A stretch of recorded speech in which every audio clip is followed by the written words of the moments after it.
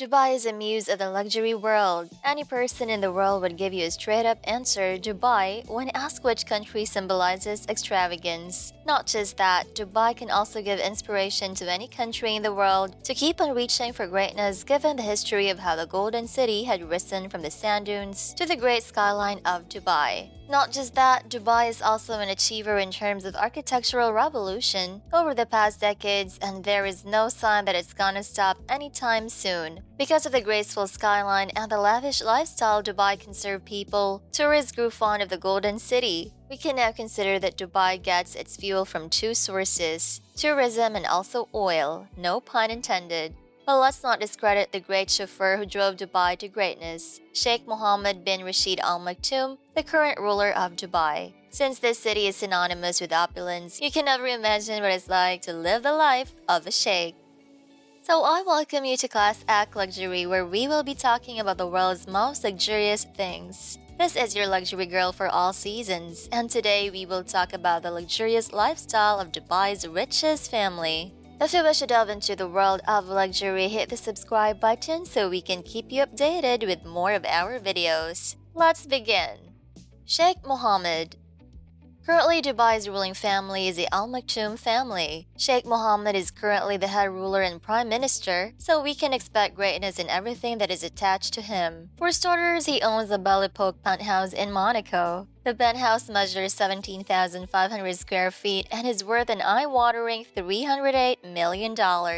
It features 3 bedrooms, a massive high-ceiling library, terraces, an infinity pool, and a couple more leisure rooms to save everyone from boredom. Another property he owns is an estate in Inverness, Scotland, measuring 63,000 acres. The property was bought more than 20 years ago for $2.5 million. The estate has a manor with 14 bedrooms and a guest house with 16 bedrooms. He sees this place as a perfect summer getaway for him and his family. His portfolio doesn't stop there, since he also invested in one of his favorite hobbies when he bought the Dalham Hall stud in the New Market year 1981 for a good $60 million.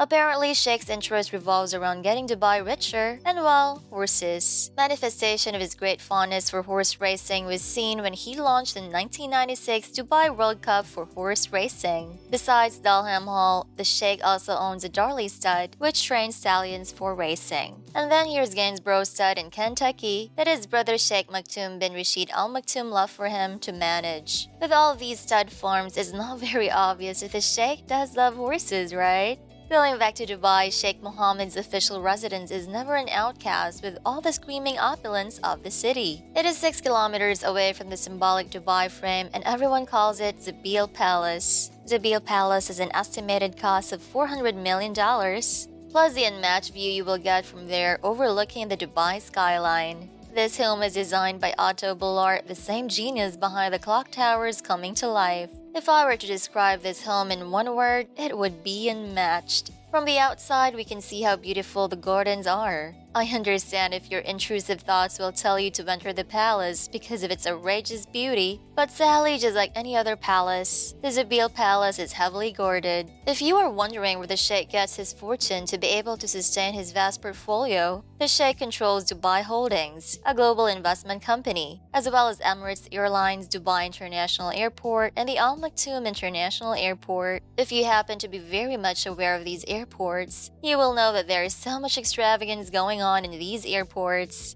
It can serve as a luxury mall, hotel, gym, and spa all at once. Having this fact as a context will justify the Sheikh's wealth, not to mention the generational wealth though. The Sheikh's car collection.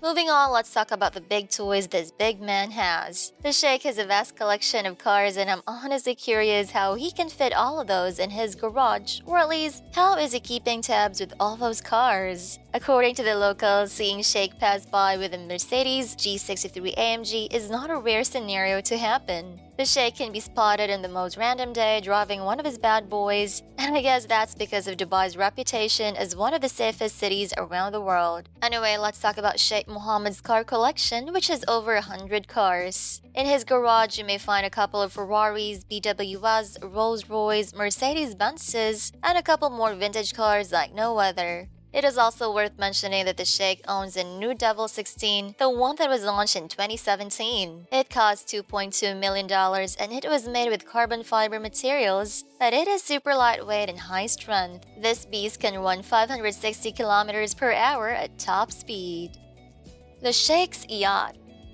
If the Sheikh isn't in Monaco's Beale Palace, stud farms, or driving one of his cars, there is still one place he might be at, the Yacht Dubai. All those rich men have one thing in common, and that is having at least one yacht, except for Elon Musk though. Sheikh Muhammad owns a $300 million worth yacht designed by Andrew Winch. If the yacht isn't being used for a lavish party, it is probably kept at the front of the Sheikh's private island. But if it is, it can host the most stylish party for 115 guests and 88 crew members. The 8-decker yacht has a helipad, a 10-meter swimming pool, a cinema, 20 water bikes, a submarine, and a squash court. Without the paperwork and major demands from the state, I think the Sheikh would have the most memorable weekend parties at his yacht.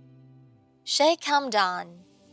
Yep, the Sheikh has 23 children, and his eldest is the most famous one. The Crown Prince of Dubai, Sheikh Hamdan bin Mohammed bin Rashid Al Maktoum, is Sheikh Mohammed's eldest son. Sheikh Hamdan is the deputy ruler of Dubai and the Minister of Finance and Industry of UAE. Very much like his father, Sheikh Hamdan also loves horse racing. While Sheikh Hamdan was still a student in the United Kingdom, he established his first racing stable, the Shadwell Stable. Now, there are about 8 stud farms that he owns, with 200 legally bred mares and top stallions. While Sheikh Hamdan also has a vast collection of golden cars. Yes, there is an emphasis on golden. Again, just like his father, Sheikh Hamdan loves collecting cars, but with a twist. He has a car collection with cars all covered in gold. The sum of his golden collection spikes up to $59.6 million.